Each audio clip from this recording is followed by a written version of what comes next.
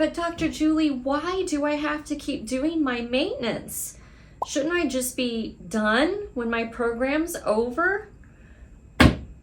Okay, today I'm going to give you 3 really awesome examples that I think will make it pretty clear why you want to continue to do your maintenance after you're finished with your therapy program. I'm Dr. Julie Steinhauer. My clinic is Vision for Life and Success.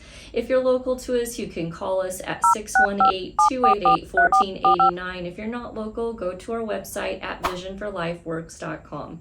There's a couple choices there. Certainly feel free to browse around that website, read some of our success stories, and you can take a quiz. But if you're ready for that next step, then schedule a consultation and let's find out how we can help you with your vision. Okay. Yes, you actually do have to continue to do maintenance activities after you've graduated. Now, depending upon what your diagnosis was entering into working with us, we may tell you that maintenance might look like once a month for 15 to 20 minutes. That might look like once a week for 15 to 20 minutes, twice a month, or twice a week. We'll give you an idea based upon the severity of your case and the visual conditions you had entering, what you need to do at the end of your program for maintenance. You'll have all of the tools because we will have sent them to you. But let's talk about those 3 examples. Why should you continue to do maintenance? Well, let's pose a few ideas. Number 1, if you have a car, why continue to put oil in the car and get that changed, periodically? Because your car is going to fall apart. Right? Eventually the engine's not going to work. So you have to continue to have the oil changes regularly for your car. So it's like maintenance. You do maintenance for your car. All right, what's another example? Number 2. So let's just say that you decided, maybe for the new year, that you want to start an exercise program or maybe a weightlifting program. And you've got an idea in terms of what you want for a new body style or physique level that you want to attain. So you work really hard to be able to achieve that. And you do. Maybe you achieve it in 6 months. Maybe it takes you a year, or maybe it even takes you something like 1.5 to 2 years to achieve what you've really set out for. At the end of that, though, you can take all of the selfies. You're looking great. You're feeling great. It's amazing. You've really reached this goal and these new heights. Well, now, just forget everything you've ever done. Don't eat the foods. Don't exercise. Don't lift weights. Just don't do anything. Just sit on the couch and instead maybe eat ice cream every day or play video games nonstop and eat popcorn. Soda, who cares, right? Because all that hard work, you achieved it, but that's done. So now you can go back to normal, right? Well, maybe not. Maybe that's not at least a very good idea. Okay, so that's the second example.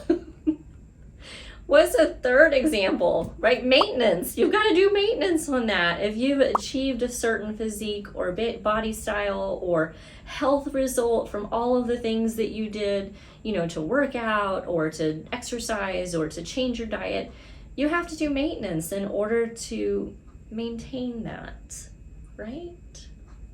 Right. All right, so what's a third thing? Let's just say that you have a business that you run. And you have set certain goals for your business. You achieve them regularly every single month. You have certain things that you follow. Certain days of the month you might do inventory. Certain days of the month you might look at, how are you progressing? Are you hitting your goals? Certain days of the month you might handle, billing or check in with the person who does your billing with your accountant. There are very specific things to run a business. Well, let's just say that you've been a successful business owner for the last 1.5 to 2 years, or maybe you've been just a successful business owner for the last 20 years, but you kind of decide, I'm tired of it. I think for the next couple months, I mean, I'll just kind of let it go. I'll just not worry about the bills. I won't worry about paying the employees. I just won't think about checking in to make sure that inventory is, you know, tracking and running smoothly. I'll just kind of, you know, let me just coast.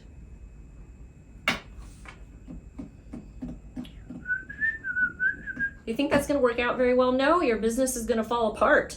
It won't take very long before you've got your hands off the wheel. You're not paying any attention to it at all. You're not doing anything that runs the business, and it literally is just going to dive bomb into the ground.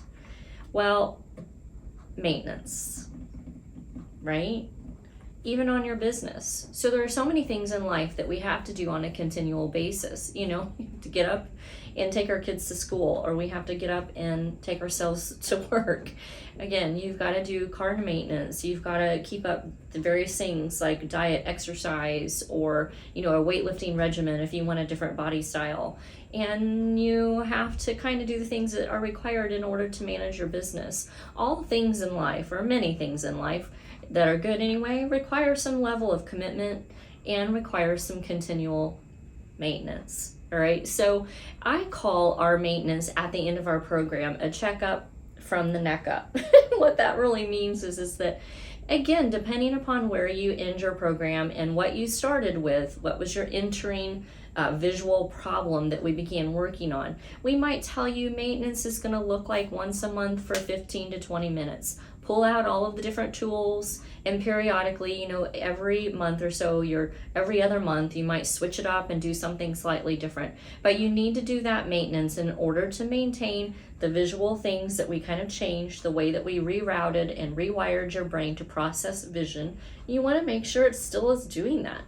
But again, your case might be a little bit more difficult, and it may require a little bit more maintenance. We're going to let you know that at the end of our program, but I can just tell you this: statistically, patients who continue to do their maintenance hold and maintain a much better long-term result than patients who just say they're done, burn it all down, get rid of everything. It's a bonfire, baby. Let me toss in my aperture rule, my eye patch, those stupid charts that I hated, right? The ones that kind of like just get rid of everything and don't do anything. Within a couple of years, they're going to notice some visual problems again. It may not be the exact same thing that they came in for, but you know, I tell people, it's also like braces, and you get your braces off and you've got beautiful straight teeth, and the doctor says, okay, wear your retainer.